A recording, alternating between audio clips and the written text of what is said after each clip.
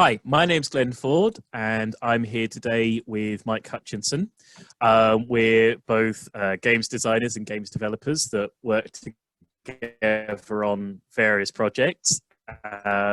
So we're having a chat today about a new game that's coming out from Osprey Games in February of 2021. Should be, fingers crossed at this point. And that game is A Billion Suns. And that's a game that Mike is the lead designer on. I was a developer for. And so I guess the first question to ask is, Mike, what is A Billion Suns? Thanks, Glenn. A Billion Suns is a science fiction tabletop miniatures war game. So it's a spaceship combat game where you can use any miniatures you like, and you can battle out crazy science fiction fleet engagements between big loads of battleships and frigates and fighters and so forth. So it's going to be released as one of those little blue books, like you might see here from Osprey. So everything you need to play is in the little 65-page rulebook. And yeah, I'm really excited about it because it's got loads of wacky ideas in that almost didn't work and maybe still don't. Yes, so A Billion Suns has a lot of, let's say, high concept games design stuff going on. So I would generally sort of talk generally about the idea of the game. I'm going to ask a few questions about some of the bits and pieces because I think they might need a little bit of looking into. So I know something that was there from fairly early on, and we went through a few iterations on it, was the command system in A Billion Suns. Can you talk a little bit about possibly the viewpoint there in A Billion Suns and a little bit about how the command system heads up works in it? Because I think those are a couple of odd ideas to start with. Yeah, definitely. So there's a couple of like central images that sort of powered the game's design for me as I was trying to focus on it. But one of the feelings that I really wanted was that feeling of standing on the bridge of some massive capital ship and not just commanding the ship that you're stood on, but the entire fleet action that is happening in three-dimensional space around you, and indeed beyond, because there are other things that you've got in reserve that might be jumping in and tricks that you've yet to pull on your opponent. So that zoomed out viewpoint, which I think is quite common for like big sort of naval battles, that was like the beginning of it. But then I wanted to see if you could step out another sort of order of magnitude. And I suppose in that regard, I was quite inspired by Ender's Game and the idea that you might be a long way away from the activities, but you still might be able to be taking command and taking an interest. So that was the sort of feeling that I wanted to create. And then initially the command system was really just kind of a mashup of two things that I think quite highly of. One is the battle board system from Saga, which I think is a really interesting and delightful moment of kind of tactical options and organization at the beginning of a turn in Saga. And the other one was the Silver Tower, the Warhammer Quest Silver Tower game, which had a really interesting mechanic where similarly you threw some dice and then you sort of got them as resources to power your activities during the turn. So those two were kind of the inspiration. And it went through a number of iterations, and most of the game's development life cycle, they were dice and you rolled them, and then you could do things with them and you could position them on certain spots and move them around. And then a few things happened, I suppose. One is, as with any good idea, when it hits sufficient playtesting, you find out whether there are some horrible edges. And there were certainly a couple of horrible edges where it's never nice when you have playtesters who realize that they have like lost control for reasons outside of their like direct influence. And in the original command dice system, where you know the ability to bring ships in or power them up was very dependent on whether you rolled the right dice, quite often you'd roll the dice and they were just a bunch of rubbish, and you were like, oh, I had a really good plan, but I'm not allowed to execute it. The game is telling me that I'm not allowed to execute it. And there was a sort of intention that that was a, you know, a little bit of AI where the, you know, the troops aren't doing exactly what you want them to do. And then I remembered that I hate every game that is like that, and I don't want to make one that's like that. So yes, we swapped them out for tokens, and now you have a battle board that you get a number of tokens at the start of each turn, and then you get to push those tokens into little areas. And it's not fundamentally critical to your game plan where you push them, apart from there's this section called jump in, which we'll no doubt talk a little bit more about. But they are a kind of resource that you spread out as a way of either influencing the fact that you can grab the initiative or not, whether or not you're going to bring in some reinforcements, and then a sort of catch-all blob of things which you activate, which you use during the tactical phase to power up your shields or power up your weapons or turn your inertial dampers to max. Yes, give yourself a little bit of edge when you really need to do something or sort of make something happen. So you talked a little bit passingly there about jumping ships in during A Billion Suns. So there's a couple of things about jumping in that we'll sort of maybe want to talk about in two parts. The first one, and it's one of the big, I think, ideas for A Billion Suns, is that there are no set army lists in A Billion Suns. There is no preset fleet. There's jumping. You are of a corporation that has some form of infinite resources. You can have whatever you want if you're willing to sort of pay for it and jump it into the battlefield. So, can you talk a bit about the decision to write a game that had no preset lists before you turned up to the table, and a bit about the process of maybe the profit and loss conditions for A Billion Suns? Because I think those are two pretty big and weird ideas. It's interesting. You might potentially remember this better than me. So, like, one of the other like really strong image that sort of the rest of the game gels itself around is there's a moment in. I'm going to naff up my nerd cred because it's a while since I've watched them. But there's a moment in one of the Disney Star Wars movies, it might be Rogue One, where a ship suddenly appears from a big Imperial ship suddenly appears from nowhere and like careens through a bunch of rebel ships and destroys them. And they were like pootling around, going to do their combat-y thing, and then this massive thing just appeared out of nowhere, right on top of them, boom. And I was like, I don't really know how, but this has to be a thing that happens in the game. And indeed, there was at one point a collision system. I don't think there's a collision system anymore, he says, checking his context page. But there's jump shocking, but oh yeah, no, I think that's it. Yeah, there's jump shock. That'll do the job. That's that rather than actual tonking into each other. So the idea that ships appear anywhere all of the time in the middle of the proceedings was certainly in there right from very early on, and that suggested really early on that the game happens in a space without deployment zones. You put jump points down and then stuff starts appearing.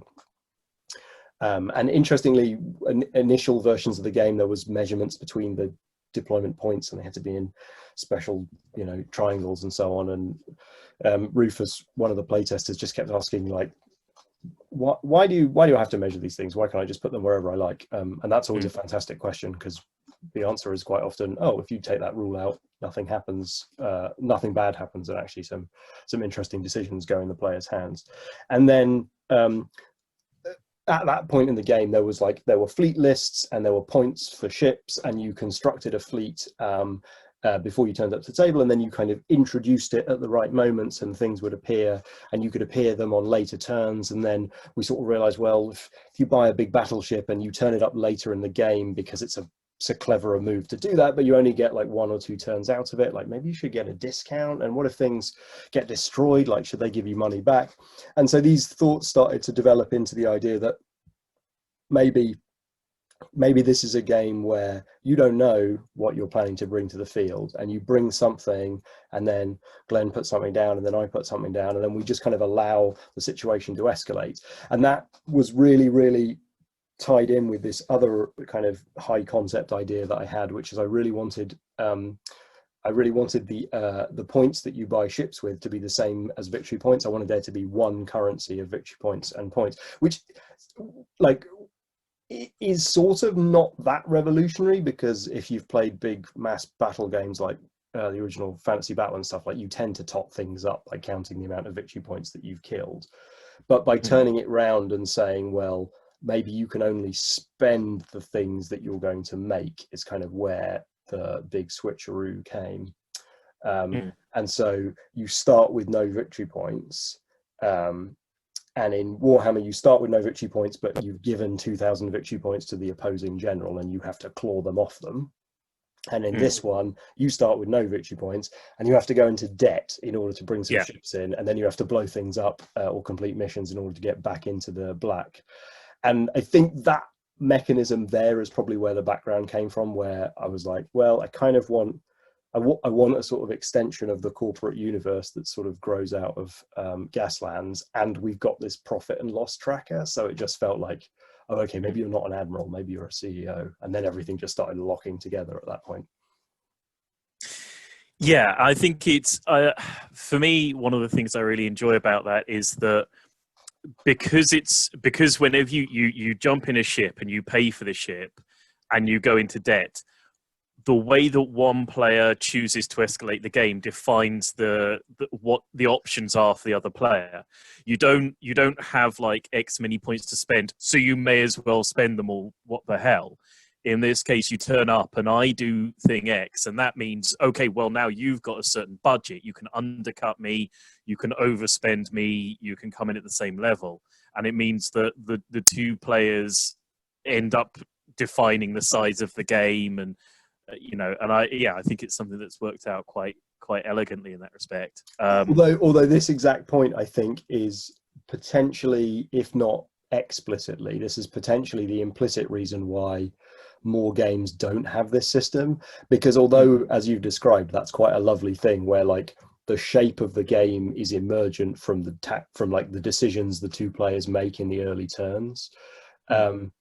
It's also been noted both in our playtesting and by the wider community that there is an element where if somebody deliberately plays in a particularly heavy in one direction or heavy in another kind of a way, then you can end up with a slightly non-gamey experience where somebody just kind of throws the game in one direction and they kind of throw the game away, but you still have to play the game. And it's weird because all war games are like that. Like if you play in a bizarre way and you don't even care about winning, then of course you can ruin any tabletop miniatures game. That's just your lookout. It's just that because Billion Suns has got quite unique mechanics, I think it's almost like people haven't figured out what the new social contract for a game like this is. And it would be interesting to see people wrestle with that. Yeah, I think because you end up defining all shapes of a given game of A Billion Suns.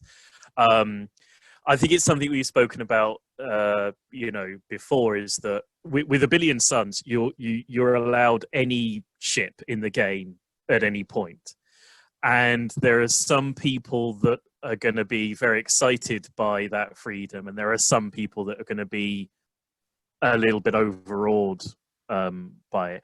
But again, I really think it's one of the things I love about it, because there's no way that you can lose before you turned up to the table. I love games there's no armchair list building where you've outbuilt my list, therefore there isn't a game here. Yeah, because there are some games where you turn up, you look at the two lists, and you realise, well, okay, what is going to happen on the tabletop is essentially a formality. In A Billion Suns, it's always about what's going to happen on the tabletop, and it's always going to be what happens from turn to turn. It's interesting because that complaint about just to draw a comparison back to one of our previous videos, that complaint about you turn up to the table and it's really like it's just going through the motions because like the build phase, the list planning phase already won. That's sort of a thing in Magic the Gathering and kind of building games like that, and then you get an answer to that which is like a deck building game where you all kind of you have a buffet in front of you, and it's just like, can you select from that buffet in a better order and at the right moments? And actually, in some respects, hadn't really occurred to me in this way, but there's a sort of deck building flavor to the way that you make decisions turn by turn, particularly in this jump step, where at the beginning of every turn, and there tend to be only 3 turns in A Billion Suns. At the beginning of every turn, you get a chance to spend the command tokens off your helm, and then for every command token you spend, you get to deploy a blob of ships up to 5 of a single type. And so you get maybe, depending on the size again, you might get sort of 2 to 10 decisions on bringing in battle groups, which in this case is a bit like kind of picking cards out of the marketplace on a deck builder. Yeah, I mean. Yeah, I feel like one of the things that has come with the sort of the age of tournament net listing is that there are some sort of competitive games where, because people can now go online and look up the list for their army, and even look up how to play that list for that army. A lot of competitive tournaments aren't testing the person who's across the table from you. They're testing who's done the research at the right time and in the right place. And I don't think it was a conscious thing, but there is a thing where I think ABS has turned out to be a sort of reaction against that, or a thing that is a bit of an antithesis to that, where it's like, okay, it's always going to be about you and the other person. There is never going to be a way that the other person can go, oh, it's okay. I looked up this army list and I looked up from the winner of a tournament in another country how to play this army list, and I will go by their list of instructions, and you're essentially playing that other person. It's just I'm going to proxy for them today in this, regional tournament that we're at, where there's, so I'm essentially playing the world champion at Magic the Gathering because you've got his deck list and his sort of set of instructions. Although having said that, actually, I think the crispness of some elements of ABS might make it a reasonable tournament game, at least played one-on-one, because it's quite even-handed and because it's quite tactical. But yeah, I don't know. I mean, personally, I would argue that it makes it a better tournament game because it's about the game. It's not about the pre-plan. Yeah, it's not. It's not. I think some of those games. It's like chess in that regards. yeah. Billion Suns is just like chess. Teleporting. One of the reasons that I would love to see A Billion Suns get a tournament scene, and it's something that I said long ago and was a joke when it was sort of originally mentioned, and has turned into one of the coolest features, I think, of A Billion Suns, is the multiple table format of A Billion Suns. And I still want to see, I would love to see a tournament where you're just any designated A Billion Suns playing surface and is an acceptable playing surface. So, do you want to explain the multiple table format? I very much do. I'm pretty sure you suggested this. Yeah. And I think in passing, at first, but yeah, and it seemed too good to be true. So here's the thing: like science fiction combat in movies is all about things arriving in unexpected places, and often it's about star wiping between one place to another and there being multiple things going on, or it's about, like, you being chased through multiple jumps in a thing. And The other thing, with all these jump points going on, I already mentioned that we sort of came out with a situation where it didn't really matter where the jump points were, and there weren't any deployment zones. And once there aren't any deployment zones, you don't need any table edges because you don't need a certain size of table. And I think I'm weirdly obsessed with not having specific sizes of tables because I find that really pleasing as a way of opening up miniature gaming to people who don't necessarily have 6x4 tables in their garage. And once you've got jump points and you've got tables that don't need to be any size, and Glenn suggests, what if there are more than one table because teleporting spaceships? Then you can just point at a flat surface anywhere that's nearby, or get some masking tape and like split your table into 3 or 4.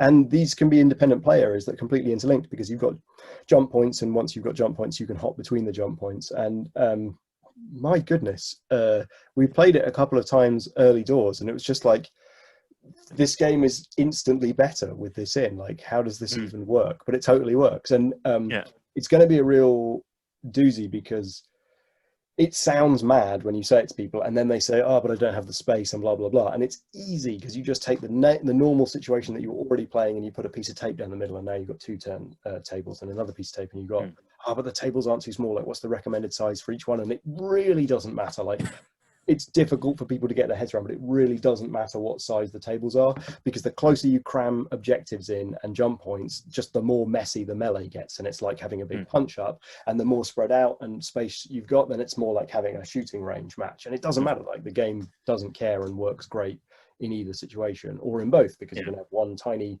stool that you're playing on and one massive 6x4 table, and those two things are entirely compatible. I don't know, like it's incredibly surprising and delightful that it worked as well as it did, and it became so awesome, and it improved the game so much that what felt like it was going to be something that was a cool idea that you could put in, just like, I just wrote it in as mandated, because honestly it's so fun with the multiple tables, and it's so easy once you've got your head around how to set it up. But now when you roll up scenarios,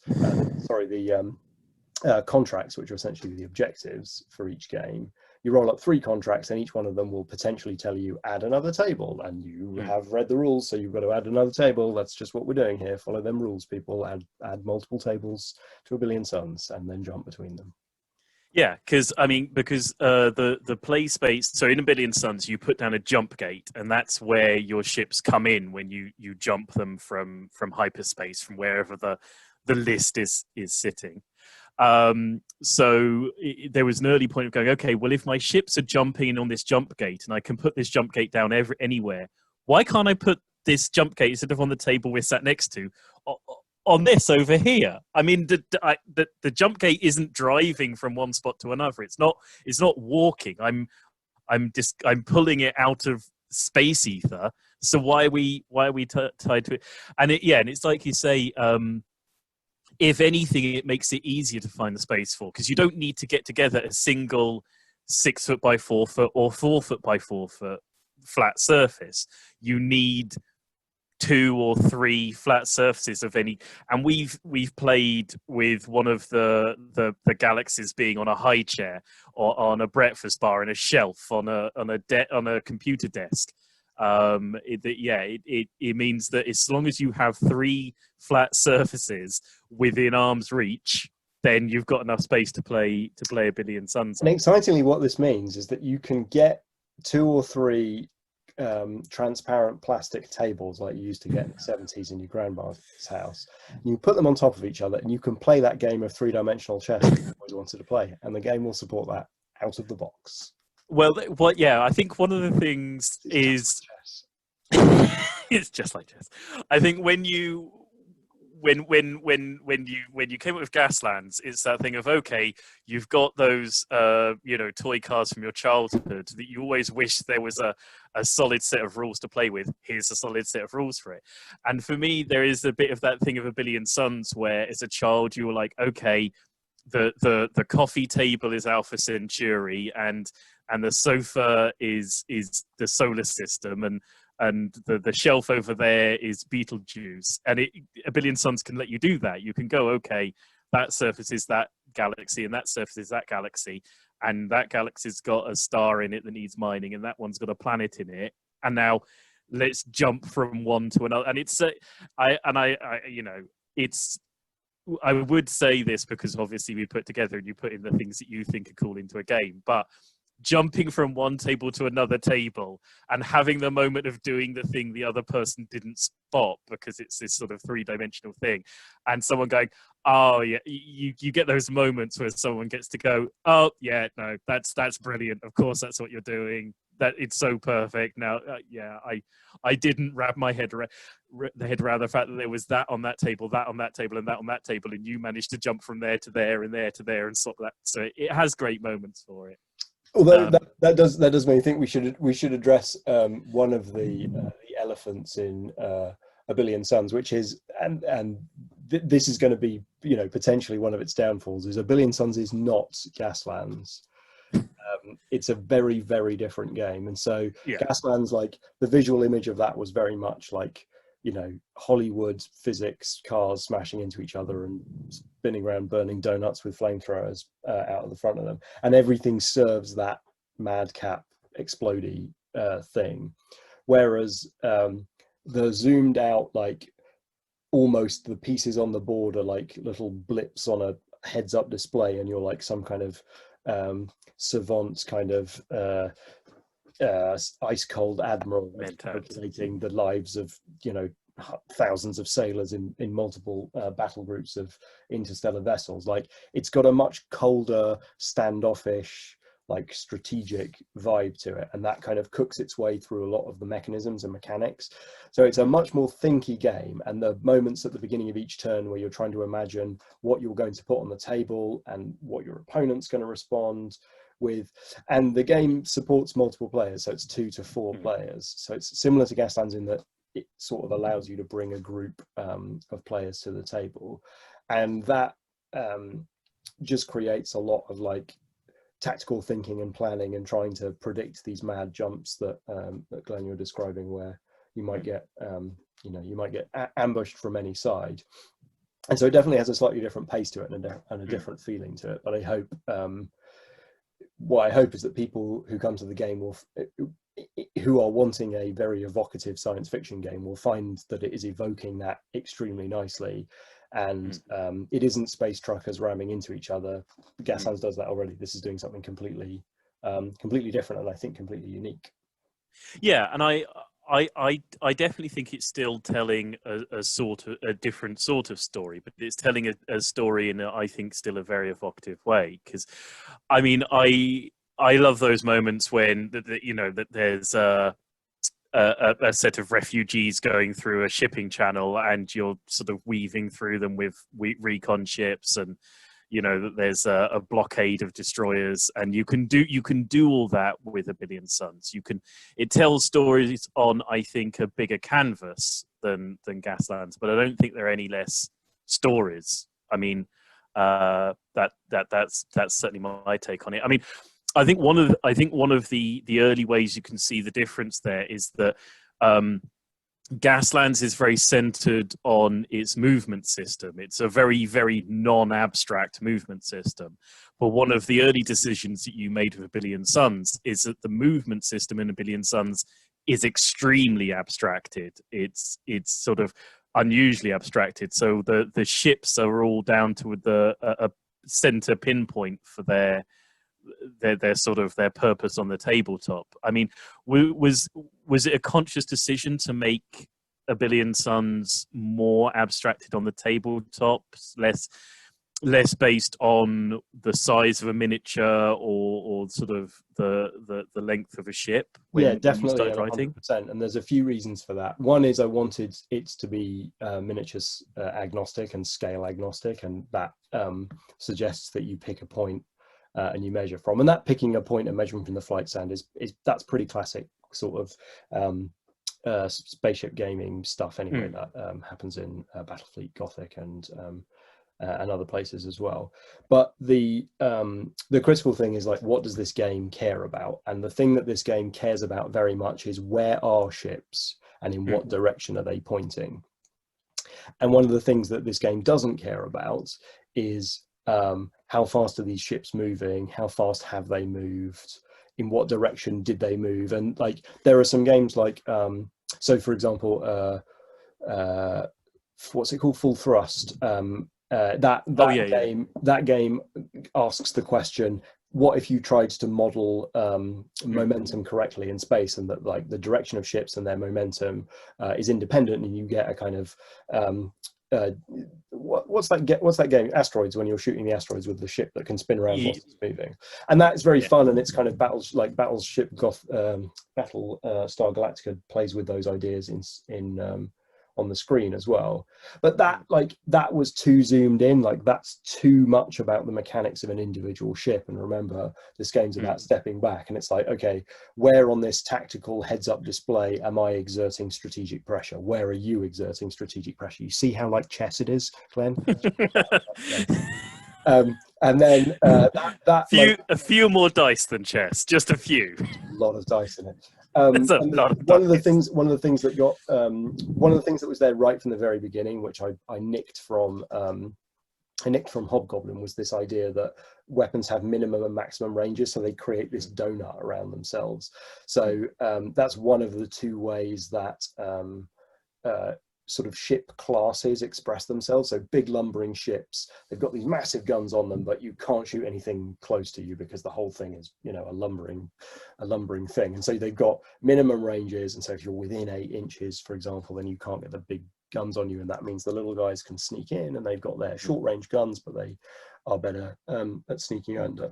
And the other thing is that having decided that there were things called primary weapons and things called auxiliary weapons, simply because I wanted to give ships to weapon systems and they seemed fun, the idea that auxiliary systems were like always on, sort of snap fire, you know, pinching from infinity and everything, you know, that has used that kind of auto snap fire, interrupt fire thing. So now you've got auxiliary weapons, which are like a 45-degree arc thing pointing out the front of the ship, and they're always on. So if you move in front of my ship and I've got my auxiliary weapons at 180. Yeah, you've got the other way around of auxiliary and primaries. So if you fly and park in front of one of my ships and it's got auxiliary weapons in range, then they can blast away as a sort of snap fire reaction. And so now you've got, where are all these ships, and where are they pointing, and where is their like sort of wedge of cheese auxiliary fire, and now you can create overlapping board control and pressure from these auxiliary fire arcs and stuff. And so for that reason, like, it does not matter about the individual momentum of ships and all that kind of stuff. It's like at the end of a very, very brisk movement step, where is this ship and in what direction is it facing? And honestly, my visual image for that is like, you know, if this game could be played with wooden counters with those big long sticks that like World War I generals used to move things around on a big round table, like that's the accuracy of the movement that I kind of like. That's the act of moving ships in A Billion Suns, and where they end up is really important. And you know, you'll end up doing a bit of measuring here and measuring there. But yeah, so it's about a different thing. The system was always going to be a simple movement system. Yeah, it's about building a fun multi-level geometry puzzle rather than a spatial reasoning one, which was sort of the those worlds go together. So you mentioned earlier that A Billion Suns is possibly in the same universe as Gaslands, and I know that there are going to be some people out, you know, in the world wondering about, you know, whether Mars actually was a lie. Do you want to sort of suggest where the timeline is? Is that something that you're still leaving slightly unwritten? Pinned down?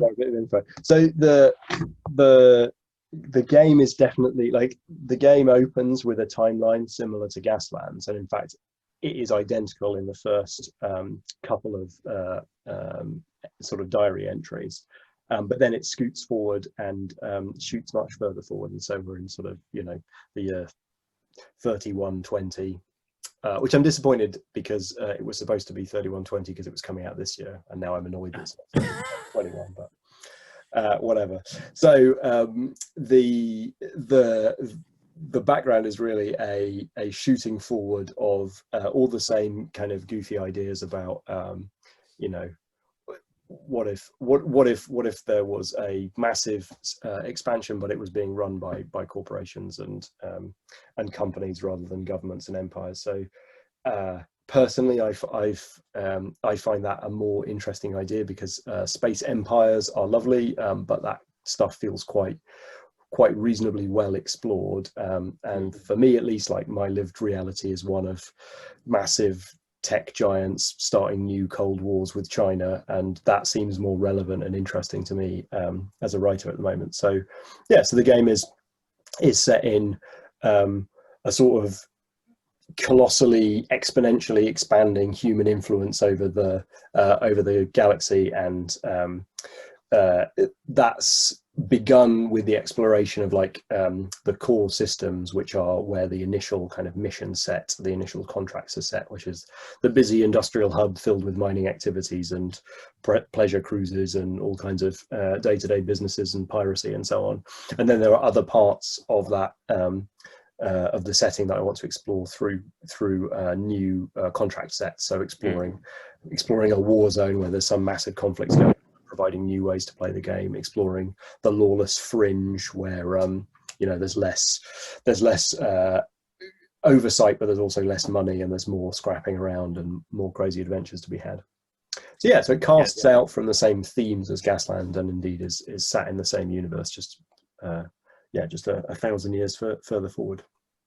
Yeah, so I was going to sort of mention about the contract set. So the book is coming out in February as a blue book, and it's going to have a set of contracts. So they're kind of like the scenarios, but in a given game, you select a set number of contracts, and they combine to essentially form a scenario. They're the things that you're being paid to do in that given game. Yeah, if you've ever played Malifaux, you'll realise I ripped it off.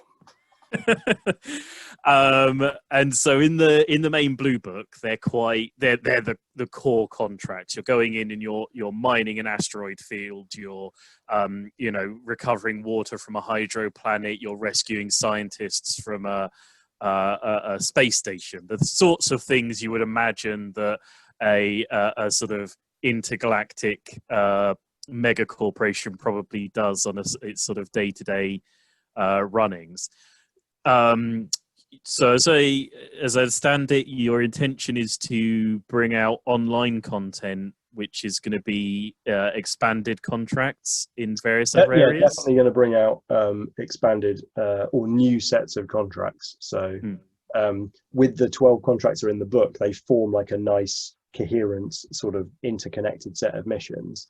And what I'd like to do is create kind of separate contract sets that maybe have like some slightly different overarching themes, or potentially even some overarching rules. So one idea for the fringe contracts, for example, and it might not work, is perhaps with the fringe contracts, you maybe start with a little money, but you can't go in debt. And so what does that do to the game, and how does that change the flavor? Or with the war zone, like, it's never worked, but I'd love it to be about like taking points off the other player. So you bring things in to destroy things, and it escalates horribly because of that. That was a rule in Billion Suns for a while, but it's really, really tricky to get. Yeah, and in terms of like how they'll get delivered, I mean, I don't know. Might put them in Blunder, might put them out separately. We shall see. Yeah, there's very much literally a universe to explore in A Billion Suns, which gives you a lot of freedom for writing. That's about all I can think of to mention in this little chat about the difficult second album of Mike Hutchinson. Yeah. What's fun actually is it's interesting how games like this develop, because there were sort of two things that I wanted, or that inspired the beginning of this game, and one of them was I was playing Star Wars Armada and felt like it was too slow, and as I added more ships, it became too lumbering. And the other thing was I came up with this really nifty way of modeling how small ships would be able to hit big ships really easily but not do very much damage, and big ships would be able to smash 6 bells out of big ships, but it would be really difficult to get a bead on the little one. And you'll see this sort of strange little dice resolution system in the finished game. And it's funny how both of those things kind of either disappeared or just became way less interesting or important as the game evolved itself and as things presented themselves and new ideas emerged. And I think probably much more than Gaslands, or actually I think probably any game that I've put together, this game sort of told me what it was going to be and really innovated during the design and development phase. So that the thing that I set out to make, I kind of didn't make, and something that I did make, which was, I couldn't really have imagined at the beginning of the process. So that was a thoroughly enjoyable journey, which I hope to go on again with another game. A Billion Suns has evolved more than been beaten into shape. I think that with Gaslands to a degree, there was an early solid framework, and then we ended up thrashing it until it came into the shape it wanted to be. A lot of the time, it's felt with A Billion Suns like there were some seeds that were definitely worth growing, but then they kind of came into their own shape, and it has been moments of going, this bit needs pruning off, but mostly it's been bits of the game going, we're brilliant, and oh wow, yeah, you are actually. I'd best give you a bit more room. Right. So anyway, Billion Suns is coming out. Osprey, Blue Book coming out in February 2021. Super cheap. You can use any miniatures you like, mounted on any size or shape of base. The game doesn't give a hoot. You can play it across multiple tables, and you will, because it's fabulous played that way. Yes. So yeah, pick it up. And if you want to find out more, you can go to abillionsons.space. That's a web address, apparently. Yes. Okay, I will say thank you very much for the conversation, Mike, and hopefully we'll chat about something else very soon indeed. All right, see you in the next one of these videos. Yep. Right. Bye.